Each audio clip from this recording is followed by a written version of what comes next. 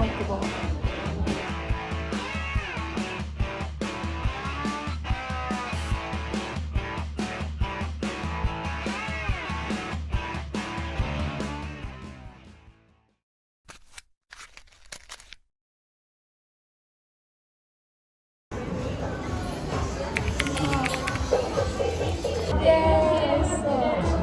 We are in Shinokubo. And this is Kay, Kai, and this is Suzy. Itadakimasu. And then you can try. Okay, I love it. It's good? Where's it? Oh, you can drink water. You want to drink?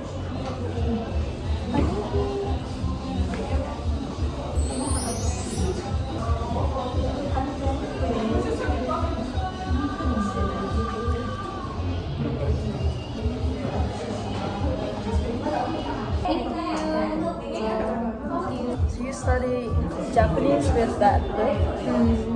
It's like all in Japanese. Oh, it's manga. This 1 year, teacher had a relationship with Japanese guy. Oh no, I have a boyfriend. Yes? Wait, so 1 year long distance relationship? Is it hard? It's really hard, like, especially with time difference. Yes. For how long do you guys stay? Right now, almost 6 years. What?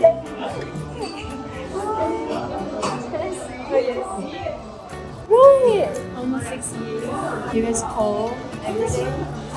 Before we used to call every day, but then we kind of like adjusted to the schedule.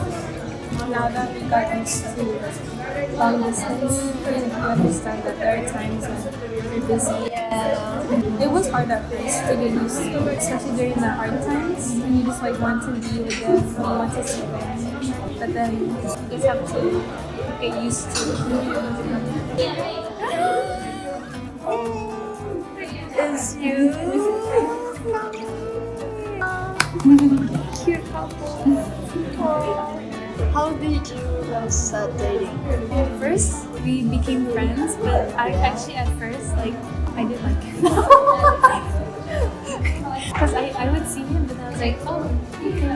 But then our, like, I guess mutual friends, like, he was friends of my friends, so that's how we met. But then we started talking more, and I was like, oh, and then I was like, oh, I like him. So then, actually at first, couple years, we wanted to be friends first because we knew that like we liked each other. Yeah. For me, this is like a personal reason. I know everyone's different, but for me, like when I want to be in a relationship, I want to make sure I'm spending my time right. Yeah. Like I don't want to waste my time. Yes. Kind of. So I wanted to take the time to get to know the person.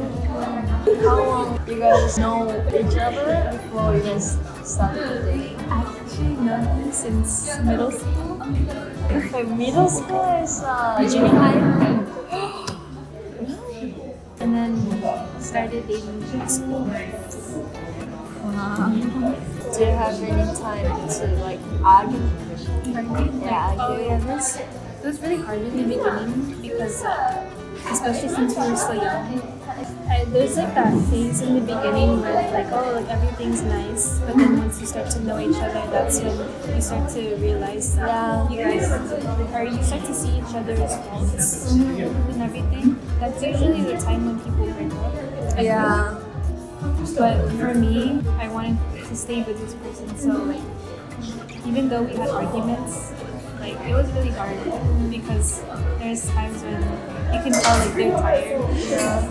And then I really wanted to make sure it worked out. So let's say we had an argument, like it was hard to go to sleep. Yeah. So I would tell them like, oh, I don't want to go to bed.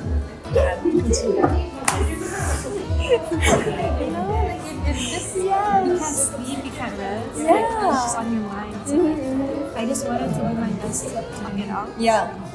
So that's why there's a lot of times when we argued, like we'd stay up because like we needed to at least settle it a little bit before we go to bed. Yeah, it's important. What's the most difficult thing? Like, During long distance. I guess the times when I'm feeling sad or when they're feeling sad, there's only so much you can do than to text. Like, just call or yeah, text. but then there's so much more you want to do. You want to comfort them in person, but you can't. Yeah. So all you can do is just text. So I would say that's the hardest part. Yeah. You want to be there for them when they're having a hard time, or you wanting them to be here when during a hard time. Or not even just hard times, if there's like any good times, it's like I wish they were here so I can spend it with them. Yeah. I was wondering, like, when you tell him, like, you will go to Japan, how was the reaction? Like, okay. Because for me, I always talked about studying abroad one day, but then I actually I didn't tell anyone when I was starting my application. Oh, really? So yeah, once I started my application, that's when I told my boyfriend, I'll study abroad soon. Because for him, he's very supportive in what I do. He showed that he was happy for me, but I know deep down he's sad. And then even before the last couple weeks before I left, he was getting more sad. And you're leaving soon. Yeah. There's some days when he even took a break from work just to be there. But it's good, he's supportive. Yeah. So I'm excited to meet him. Yes. Okay, so at the end of this video, so I have two questions.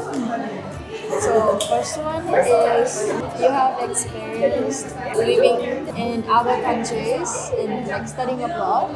My viewers, they are interested in studying abroad or living in other countries, and they're studying languages. So please give them some advice or what you learned about the experience living in Japan. Anything is fine, but do you have any advice? For me, I tried as much as possible to implement a lot of my hobbies with learning the language. So for example, music. Yeah. So that's the biggest way I learned Japanese. So sometimes I would look at the lyrics and study the lyrics. I would highlight the kanji that I don't know. And I would look it up. So I have a notebook, so I would list all the kanji I don't know from the song. I also look at karaoke on YouTube. Oh, yes. And then I would follow along the song. If you like listening to music, I feel like it's a good way to study because you're also doing something you like. Yeah. Instead of just reading. Just studying. Yeah. So how about what's the best part living in other countries? So far, my experience in Japan has been really good. I feel like the country that you go study abroad in really affects the experience abroad. For you, studied in Canada. Yeah. So you said you felt like you didn't really feel anyone judging you. For me, it was hard as a foreigner. Yeah. Because I felt like there was a lot of people judging me sometimes. And I feel like in America, from what my international friends would say, America is not so safe. Yeah. So that also affected my experience. So I feel like the country you choose to study in really affects your experience. And also language. I feel like if I could speak Japanese more, I feel like I would have had a better experience compared to me and someone else. Yeah. Maybe their experience is better because their proficiency in Japanese is higher. There are a lot of times when I wanted to do something, but I couldn't because I didn't know what to say or how to react. Yeah. So it's better to study language before. Yeah. A lot of people say oh, maybe you don't need to know that much. Honestly, you do need to know. Yeah, that's so true. Because language is the way you can connect with others. Yeah, language is important. Okay, so lastly, about yourself in the future, especially like YouTube, what's your goal? I guess 1 year from now, I would hope to have. Is this too much? No, you can say it. I hope to have at least 10,000 subscribers. At least. You can do it. Because recently the number of subscribers is getting right. Yeah, you can do it.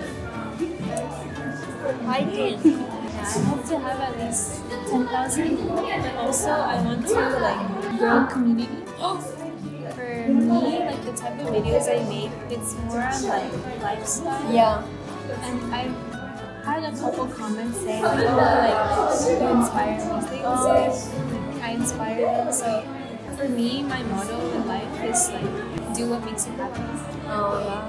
So I want to show that to others, like, because there's a lot of things in life that I regret not doing. And then there's a lot of things I would see my friends not do, and then they would say, "Oh, I regret this, I regret that." So as much as possible, like I want to capture, I guess, my journey through life and what I'm doing. Hopefully, inspire others. Yeah. I was inspired by you right now. Yeah, thank you. So guys, please subscribe to our channel and please watch the video until the end. Yes. Thank you. Thank you. Thank you. Bye. Okay, thank you. Thank you. I will go. I will go to US. ご覧ください。車両に乗られたお客様、沿って進んでいただきますと、スムーズにご来場、ご利用客の利用を進めていただきますと、ホームのリーチの前にご協力いただくことができます。続いて女性